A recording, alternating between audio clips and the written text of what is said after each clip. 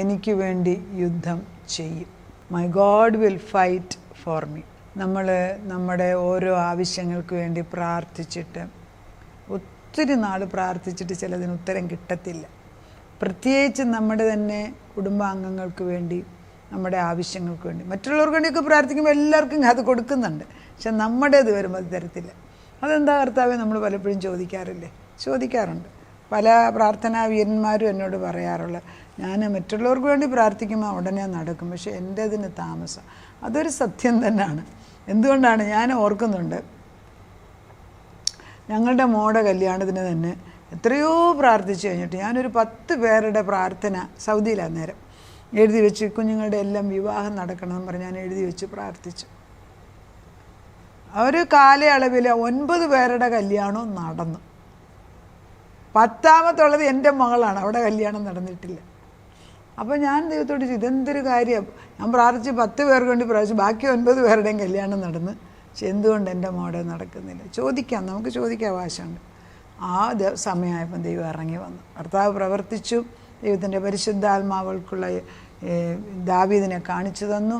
അങ്ങനെ ദൈവം അവരുടെ വിവാഹം നടത്തിക്കൊടുത്തു. ഇന്ന് ഭാര്യയും ഭർത്താവും മക്കളുമായിട്ട് അവർ അമേരിക്കയിൽ താമസിക്കുകയാണ്. എങ്ങനെ നമ്മൾ പ്രാർത്ഥിച്ചിട്ടും മറ്റുള്ളവരുടെ എല്ലാം പ്രാർത്ഥനയ്ക്ക് ഉത്തരം കൊടുത്തു കഴിഞ്ഞിട്ടും എൻ്റെ കാര്യത്തിന് മാത്രം കിട്ടാതായപ്പം ഒന്നിനും നമുക്ക് ദൈവത്തോട് നീരസം തോന്നാം. പക്ഷേ ഞാൻ ദൈവത്തോട് പറഞ്ഞത്, ഇല്ല, ഇത്രയും പേർക്ക് നീ കൊടുത്തെങ്കിൽ ഇനി ഒരാൾക്കും കൂടെ ഉള്ളത് എൻ്റെ മകളുടെ, അത് ചെയ്യാതിരിക്കാനൊക്കത്തില്ലല്ലോ. അങ്ങനെയാണ്, വാശി പിടിച്ചുള്ള പ്രാർത്ഥനയാണ്. വാശി പിടിച്ച് പ്രാർത്ഥിക്കുക എന്ന് പറയും, കേട്ടിട്ടുണ്ട്? അതൊരു വളരെ നല്ല ഫ്രേസാണ്, വാശി പിടിച്ച് പ്രാർത്ഥിക്കുക. കർത്താവ് ഇങ്ങനെയുള്ള സാഹചര്യങ്ങളിൽ ഇരിക്കുന്ന അനേക മക്കൾക്ക് വേണ്ടിയുള്ള വചനമാണ് ഇന്ന് തരുന്നത്. യെശയ്യാ 31:4, 5 വാക്യം. യഹോവ എന്നോട് ഇപ്രകാരം അരുളി ചെയ്തിരിക്കുന്നു, സിംഹമോ ബാലസിംഹമോ ഇര കണ്ട് മുരളുമ്പോൾ ഇടയകൂട്ടത്തെ അതിൻ്റെ നേരെ വിളിച്ചു കൂട്ടിയാലും സിംഹം അവരുടെ കൂക്കുവിളി കൊണ്ട് പേടിക്കാതെയും അവരുടെ ആരവം കൊണ്ട് ചുളുങ്ങാതെ ഇരിക്കുന്നത് പോലെ സൈന്യങ്ങളുടെ യഹോവ സിയോൻ പർവ്വതത്തിലും അതിൻ്റെ ഗിരിയിലും യുദ്ധം ചെയ്യുവാൻ ഇറങ്ങി വരും. വളരെ നല്ല വാക്യമല്ലേ? ഇത് എനിക്കൊരു പുതിയ വാക്യം പോലെ എനിക്ക് തോന്നിക്കുന്നു. കാരണം നമ്മളോട് തന്നെ ഇങ്ങോട്ട് നേരിട്ട് സംസാരിക്കുക. സിംഹമോ ബാലസിംഹമോ? യഹൂദയുടെ സിംഹത്തെക്കുറിച്ച് നമ്മൾ പഠിച്ചിട്ടുണ്ട്. എന്നാൽ ഇതൊരു സിമിലിയായിട്ടാണ്. ലോകത്തിൽ കാണുന്ന മൃഗങ്ങളിൽ നമുക്ക് പേടിക്കാവുന്ന ഒരെണ്ണമാണ് സിംഹമോ. ബാലസിംഹം അതിനെക്കാട്ടി. സിംഹമോ ബാലസിംഹമോ ഇര കണ്ട് മുരളുമ്പോൾ, അതായത് സിംഹം നിൽക്കുന്നു, ഓപ്പോസിറ്റിൽ അതിനുള്ള ഇര, അപ്പുറത്തൊരു ചെറിയ മാൻ നിൽപ്പുണ്ട്, അല്ലെങ്കിൽ ഒരു ആട്ടുംകുട്ടി നിൽപ്പുണ്ടെന്ന് വിചാരിക്കാം. അതിൻ്റെ കണ്ണ് പിന്നെ അതേലാണ്. ഒരു കൂട്ടത്തിനെ അവർ വിളിച്ചു കൂട്ടിയിട്ടുണ്ട് ഈ സിംഹത്തിനെ പേടിപ്പിക്കാൻ. പക്ഷേ സിംഹത്തിന് പേടിയൊന്നുമില്ല. അതിന് വിശക്കുന്നെങ്കിൽ അത് ദൃഷ്ടി വെച്ചതിനെ പിടിച്ച് തിന്നുക തന്നെ ചെയ്യും. കാരണം അതതിൻ്റെ ക്യാരക്ടറാണ്. യഹൂദയുടെ സിംഹത്തിൻ്റെ സ്വഭാവം അത് തന്നെയാണ്. ശത്രു എത്ര വലിയവനാണെന്ന് പറഞ്ഞാലും, അവരെത്ര രാജാക്കന്മാരെയും ശത്രുക്കളെ ഒന്നിച്ചു കൂട്ടിയാലും, നിന്റെ മക്കൾക്കും നിനക്കും എതിരായിട്ട് വരുന്ന ശത്രുവിൻ്റെ നേരെ അവൻ ഇറങ്ങി വന്ന് യുദ്ധം ചെയ്യും. എന്ത് പ്രശ്നമാകട്ടെ, കുഞ്ഞുങ്ങളുടെ കല്യാണമായിരിക്കാം, പഠിത്തമായിരിക്കാം, വിവാഹ ജീവിതമായിരിക്കാം, ജോലിയായിരിക്കാം, പണസംബന്ധമായ പ്രയാസം, ജോലിയിൽ പ്രൊമോഷനായിരിക്കാം, ഏതെങ്കിലും ആയിക്കോട്ടെ നിങ്ങളെ വിഷമിപ്പിക്കുന്നത് ശത്രുവിൻ്റെ തന്ത്രം കൊണ്ടാണ് നമ്മുടെ കുഞ്ഞുങ്ങൾക്ക് നേർവഴിക്ക് പോകാൻ ഒക്കാതെ വരുന്നത് എങ്കിൽ സിംഹത്തിൻ്റെ മുമ്പിലെ ഇരയ്ക്ക് എന്ത് പ്രാധാന്യം? അതിനെ കണ്ട് ഒത്തിരി ഇര നിന്നുകൊണ്ട് സിംഹം പേടിക്കോ? ഇല്ല. യഹൂദയുടെ സിംഹത്തിന് പേടിയില്ല. ആ ദൈവത്തെ ആണോ വിളിച്ചു വരുത്തുന്നത്? അതാണ് ചോദിക്കുന്നത്. സിംഹമോ ബാലസിംഹമോ ഇര കണ്ട് മുരളുമ്പോൾ ഇടയകൂട്ടത്തെ അവർ വിളിച്ചു കൂട്ടിയാലും സിംഹം അവരുടെ കൂക്കുവിളി കേട്ട് പേടിക്കാതെയും അവരുടെ ആരവം കൊണ്ട് ചുളുങ്ങാതെയും ഇരിക്കും. അതുപോലെ തന്നെ ദൈവം സൈന്യങ്ങളുടെ യഹോവ സിയോൻ പർവ്വതത്തിലും അതിൻ്റെ ഗിരിയിലും യുദ്ധം ചെയ്യുവാൻ ഇറങ്ങി വരും. നിനക്ക് യുദ്ധം ചെയ്യുന്ന ഇന്നു മുതൽ ഞാനാണ്. യുദ്ധം എനിക്കുള്ളതാണ്, നീ എനിക്ക് വിട്ടുതാ. ഇതുവരെ നീ എൻ്റെ അടുക്കൽ വന്ന് പ്രാർത്ഥിച്ചില്ലേ? വിഷമമാണെങ്കിലും നിരാശയാണെങ്കിലും സങ്കടമാണെങ്കിലും എൻ്റെ അടുക്കൽ നിന്ന് മാറാതിരുന്നില്ലേ? അതുകൊണ്ട് ഞാൻ ഉത്തരം തരികയാണ്. ഞാൻ ഈ വിഷയത്തിന് യുദ്ധം ചെയ്തോളാം എന്ന് പറഞ്ഞു. ഞാനാണ് ഇനി യുദ്ധം ചെയ്യാൻ പോകുന്നത്. അതാരാ പറഞ്ഞത്? യഹൂദയുടെ സിംഹം. ഓർമ്മുണ്ടോ? ഈ വചനങ്ങൾ, നമ്മൾ ഈ ഓരോ വചനം ഇങ്ങനെ കേൾക്കുമ്പോൾ ചില വചനം ഇങ്ങനെ നമ്മളിങ്ങനെ തൊടും, അത് ജീവൻ വെക്കും. അതിനാണ് റീമാ വേർഡ് എന്ന് പറയുന്നത്. വേദപുസ്തകത്തിലെ ഓരോ വാക്കും വേദപുസ്തകത്തിലെ ജീവനുള്ള വചനമാണെങ്കിലും ലോഗോസാണത്. അത് റേമ എന്ന് പറയുമ്പം അത് എൻ്റേതായിട്ട് പൊങ്ങി വരും ജീവൻ വെച്ച്. അതിനൊരു വ്യക്തി നിൽക്കുന്ന പോലെ എൻ്റെ മുമ്പിൽ ഇപ്പം നിൽക്കുകയാണ്. എൻ്റെ യഹൂദയുടെ സിംഹം പറയുന്നു, സൈന്യങ്ങളുടെ യഹോവ സിയോൻ പർവ്വതത്തിലും അതിൻ്റെ ഗിരിയിലും യുദ്ധം ചെയ്യുവാൻ എനിക്ക് വേണ്ടി യുദ്ധം ചെയ്യാമോ. ഇനിയിപ്പോൾ ഞാനെന്തിനാണ് വിഷമിക്കുന്നത്? അവൻ യുദ്ധം ചെയ്യും. ചെയ്യിപ്പിക്കേണ്ടവരും കൊണ്ട് ചെയ്യിപ്പിച്ചു. ഒരൊറ്റ ദൂതൻ ഒരു രാത്രി കൊണ്ട് 1,86,000 പേരെ കൊന്നുവെങ്കിൽ എൻ്റെ ദൈവത്തിന് ഇതൊന്നും ഒരു പ്രശ്നമല്ല. പറയാനറിയാമോ? ആരും എത്ര കൊമ്പത്തിരിക്കുന്നതിനെ ഇളക്കി മറിക്കാൻ എൻ്റെ ദൈവത്തിന് കുറഞ്ഞെന്ന് കഴിയുമ്പോൾ ശത്രുവിനെ കാണത്തില്ല. ഞാൻ അവിടെ എല്ലാം സൂക്ഷിച്ച് നോക്കിയെന്ന് പറയുന്നുണ്ട്. അങ്ങനെ കണ്ടില്ലെന്ന്, കാണത്തില്ലെന്നേ. ഒറ്റ ഒരെണ്ണത്തിന് ദൈവം ഇറങ്ങി വരുന്നെങ്കിൽ നമുക്ക് മുമ്പ് നിൽക്കത്തില്ല. അത് നമ്മൾ ദൈവമായി ചെയ്യുന്ന പറയാനുള്ള കൃപ വരണം. അത് കഴിഞ്ഞിട്ടുള്ള വാക്യാണ്, പക്ഷി ചുറ്റിപ്പറന്ന് കാക്കുന്നത് പോലെ സൈന്യങ്ങളുടെ യഹോവ യെരൂശലേമിനെ കാത്തുകൊള്ളും.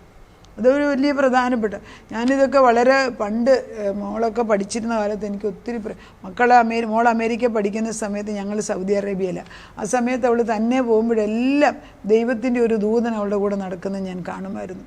അത് റൂം ഒന്ന് തുറക്കുന്നിടം വരെ ആ വലിയ മനുഷ്യൻ അങ്ങനെ നിൽക്കും. ഊട്ടി അവളകത്ത് കയറി കഴിഞ്ഞാൽ ഉടനെ അത് മാറി നിൽക്കുന്നത് കാണാം. ഞാൻ കണ്ണുകൊണ്ട് ഞാൻ ദർശനമാണോ കാഴ്ചയാണോ കാണും. അപ്പോൾ എനിക്ക് എന്തൊരു ബലമാണെന്നറിയാമോ? പക്ഷി ചുറ്റിപ്പറക്കുന്നത് പോലെ സൈന്യങ്ങളുടെ യഹോവ നമ്മളെ ചുറ്റും, നമ്മുടെ കുഞ്ഞുങ്ങൾക്ക് ചുറ്റും പറന്നുകൊണ്ടിരിക്കുന്നു. വചനമെടുത്ത് വായിക്കേ. ദുഃഖിക്കുന്ന അനേകർക്ക് ഈ വചനം ഇട്ടുകൊടുക്കുക, എഴുതി പറഞ്ഞു കൊടുക്കുക. ഇതൊന്ന് കേൾക്കെന്ന് പറ. ഇത് ഞാനല്ല പറയുന്നത്, പരിശുദ്ധാത്മാവ് പറയുന്നതായിട്ട് കേൾക്ക്. അപ്പം എൻ്റെ ശബ്ദം ദൈവം ഉപയോഗിക്കുന്നു. അനേകർക്ക് ഇതൊരു വെളിച്ചമാകണം. കഷ്ടപ്പെട്ട് കരഞ്ഞ് ദുഃഖിച്ചിരിക്കുന്നവർക്ക് ഒരു വാക്യം മതി ഉത്തരമായിട്ട്. ഒറ്റ വാക്യം, 2 ആവശ്യമില്ല. അവൻ അതിനെ കാത്തു രക്ഷിക്കും, നശിപ്പിക്കാതെ അതിനെ പരിപാലിക്കും. ഇസ്രായേൽ നമ്മൾ ഈ യെശയ്യാ 31 വായിക്കുമ്പോൾ നമുക്കൊരു ശത്രുവാണെന്ന് ഓർക്കണേ, അത് പിശാശാണ്. ഈ ദുഷ്ടപിശാശ് നമ്മുടെ മക്കൾക്ക്, അതായത് ദൈവ വിളിയുള്ള മക്കളെ എങ്ങനെ പോയാലും അവൻ ഉപദ്രവിക്കും. അതവൻ്റെ ഒരു ജോലിയാണ്. ഈ പിശാചുക്കളോട് ചോദിക്കും, നീ എന്തിനാ ഇങ്ങനെ ഉപദ്രവിക്കും നമ്മളൊന്ന് ചോദിച്ചെന്നിരിക്കട്ടെ. അവൻ പറയും, എനിക്കതേ അറിയത്തുള്ളൂ, എനിക്ക് ഉപദ്രവിക്കാൻ എനിക്ക് സ്നേഹമില്ലല്ലോ. ഞാൻ ദൈവത്തിൽ നിന്ന് ഒരു കരുണ കിട്ടിയിട്ടില്ല. കാരണം ദൈവത്തിൽ നിന്ന് മറുത്ത സ്വഭാവം എനിക്കുണ്ട്. എനിക്ക് സ്നേഹിക്കാൻ അറിയത്തില്ല. പിന്നെന്താന്ന് അവൻ ചെയ്യും? നമ്മളെ ഉപദ്രവിക്കുക. ആരോടുള്ള ദേഷ്യത്തിന്? ദൈവത്തോടുള്ള ദേഷ്യത്തിന്. അപ്പം ദൈവവിളിയുള്ള ഏതൊരു മക്കൾക്ക് ഈ പ്രശ്നമുണ്ട്. നമ്മുടെ ശത്രു ഒന്നാണ്, പിശാച്. നമുക്ക് അനുകൂലമായിട്ട് നിൽക്കുന്ന ഒരാൾ, അത് യേശു ക്രിസ്തു. യെശയ്യാ 31 ഈ വാക്യത്തിൽ പറയുന്നത്, അത് ഇസ്രായേൽ മക്കളെ, നിങ്ങൾ ഇത്ര കഠിനമായി മത്സരിച്ച് ത്യജിച്ചു കളഞ്ഞവൻ്റെ അടുക്കലേക്ക് തിരിയുവീൻ. എന്താണ് ഈ കഷ്ടം നിങ്ങൾക്ക് വന്നതിൻ്റെ കാര്യം? നിങ്ങൾ മത്സരിച്ച് ദൈവത്തിൻ്റെ ആത്മാവിൽ നിന്ന് മാറുക. കണ്ടിട്ടുണ്ടോ? നമ്മളെ ഓരോരുത്തരെയും ദൈവം നല്ലൊരു കത്തി നിൽക്കുന്ന മെഴുകുതിരിയായിട്ടാണ് ഉണ്ടാക്കി വെച്ചിരിക്കുന്നത്. അത് കത്തി നിൽക്കണം. സ്റ്റൗ കത്തി നിൽക്കുന്ന പോലെ നമ്മൾ കത്തി നിൽക്കണം. പക്ഷെ നമ്മൾ തന്നെ അത് കെടുത്താൻ നോക്കിയാൽ എന്തോ ചെയ്യും? നമ്മുടെ ചില പ്രവൃത്തികൾ കണ്ടാൽ ദൈവം കത്തിച്ചു വെച്ചിരിക്കുന്ന തീരി കെട്ടുപോകുന്ന പോലെ. അതൊരിക്കലും ആകരുത്. അങ്ങനെ നമ്മുടെ തലമുറകളിൽ ഉണ്ടാകരുത്. നമ്മൾ പ്രാർത്ഥിച്ചാൽ ദൈവം കേൾക്കും. ദൈവം ഉത്തരം കൊണ്ട് തരട്ടെ. അപ്പോൾ ഇങ്ങനെയാണ് പറയുന്നത്, ഇസ്രായേൽ മക്കളെ, നിങ്ങൾ ഇത്ര കഠിനമായി മത്സരിച്ച് ത്യജിച്ചു കളഞ്ഞവൻ്റെ അടുക്കിലേക്ക് തിരുവീൻ. അന്നാളിൽ നിങ്ങളിൽ ഓരോരുത്തർ നിങ്ങളുടെ കൈകൾ നിങ്ങൾക്ക് പാപത്തിനായി വെള്ളിയും പൊന്നും കൊണ്ടുണ്ടാക്കിയ മിഥ്യാമൂർത്തികളെ ത്യജിച്ചു കളയും. ദൈവത്തിന് ഇഷ്ടമല്ലാതെ ഉണ്ടാക്കി വെക്കുന്നതൊക്കെ നമ്മൾ കൈകൊണ്ട് വാരി എറിഞ്ഞു കളയും. അതിൻ്റെ പുറകെയല്ലേ പോയത്? ദൈവം ഇപ്പോൾ പറയും, എന്നാൽ അശൂർ പുരുഷൻ്റേതല്ലാത്ത വാളാൽ വീഴും. എങ്ങനെ വീഴുന്ന? അവരുടെ കൈയുടേതല്ല, ദൈവം അയച്ച് ശത്രുവിനെ ഇല്ലാതാക്കും. മനുഷ്യൻ്റേതല്ലാത്ത വാളിന് ഇരയായിത്തീരും. അവർ വാളിനെ ഒഴിഞ്ഞ് ഓടിപ്പോയാൽ അവരുടെ യൗവനക്കാർ ഊഴിയ വേലക്കാരായി തീരും. ഭീതി ഹേതുവായി അവരുടെ പാറ പൊയ്പോകും, അവരുടെ പ്രഭുക്കന്മാർ കൊടി കണ്ട് നടുങ്ങിപ്പോകും എന്ന് സിയോനിൽ നിന്നും യെരുശലേമിൽ ചൂളയുമുള്ള യഹോവയുടെ അരുളപ്പാട്. ആരാ പറയുന്നത്? സിയോൻ്റെ തീയും യെരുശലേമിൻ്റെ ചൂളയുമായ ദൈവം പറയുകയാണ്, ഞാൻ അവനെ നശിപ്പിക്കും, നിൻ്റെ മുമ്പിൽ നിൽക്കത്തില്ല, ഞാനല്ലേ പറയുന്നു. ഉറപ്പോടെ ദൈവം പറയാം, നീ ധൈര്യമായിട്ടിരിക്കുക. ദൈവത്തിൻ്റെ പരിശുദ്ധാത്മാവ് നമ്മളെയും നമ്മുടെ മക്കളെയും അനുഗ്രഹിക്കാൻ ഇറങ്ങി വന്നിരിക്കുക. അപ്പോൾ പ്രധാന തീംസ് ഉണ്ട് ഇതിനകത്തൊക്കെ. നമുക്കതിനായിട്ട് കടക്കുന്നതിന് മുമ്പ് ദൈവത്തിൻ്റെ ആത്മാവ് നമുക്ക് വേണ്ടി യുദ്ധം ചെയ്ത് ജയമെടുക്കുന്നത് കണ്ട് സന്തോഷിക്കാം. നാഥ, നിൻ്റെ മുൻപിലേക്ക് ഞങ്ങൾ കടന്നു വരുമ്പോൾ ഇതുവരെ ഞങ്ങളെ ഉപദ്രവിച്ച ശത്രുക്കൾ, ഞങ്ങളെ നിന്നിൽ നിന്ന് മത്സരിച്ച് മാറിയതുകൊണ്ടാണ് ഇതൊക്കെ സംഭവിച്ചത്. അത് ഏറ്റുപറയുന്നു. ഞങ്ങൾക്കും ഞങ്ങളുടെ തലമുറകൾക്കുണ്ട് ജഡമുള്ളിടത്തോളം കാലം ഈ യുദ്ധമുണ്ട്. ഈ യുദ്ധത്തിൽ ഞങ്ങൾ നിന്നോട് പലപ്പോഴും മറുത്ത് നിൽക്കുന്നുണ്ട്. അതുകൊണ്ടാണ് ശത്രു ഞങ്ങളെ നശിപ്പിക്കുന്നത്. എന്നാൽ ഞങ്ങൾക്കിന്ന് വകതിരിവ് തിരിച്ചു തന്ന് പക്ഷി ചുറ്റിപ്പറക്കുന്നത് പോലെ ഞങ്ങൾക്കും ഞങ്ങളുടെ കുഞ്ഞുങ്ങൾക്കും ഞങ്ങളുടെ ആവശ്യങ്ങൾക്കും നീ പ്രവർത്തിച്ചു കൊണ്ടേയിരിക്കുകയാണ്. തക്ക സമയത്ത് ഉത്തരം തരും. ഇന്നു മുതൽ ശത്രുവിനെ ഇല്ലാതാക്കാൻ ബഹൂദയുടെ സിംഹം എഴുന്നള്ളി വന്നിരിക്കുന്നു. സിയോൻ്റെ മലയിൽ അവൻ പ്രത്യക്ഷപ്പെട്ടിരിക്കുകയാണ്. ആരാണ് ഈ പറയുന്നത് കർത്താവേ? ചൂള പോലെ കത്തുന്ന തീയുടെ ശക്തിയുള്ള ഉടയവൻ പറയാണ്, ഞാനാണിത് സംസാരിക്കുന്നത്. ശത്രു കരിഞ്ഞു പോകും. കുറഞ്ഞൊന്ന് കഴിയുമ്പോൾ ദുഷ്ടനെ കാണത്തില്ല. നിൻ്റെ വാഗ്ദത്തമാണ്.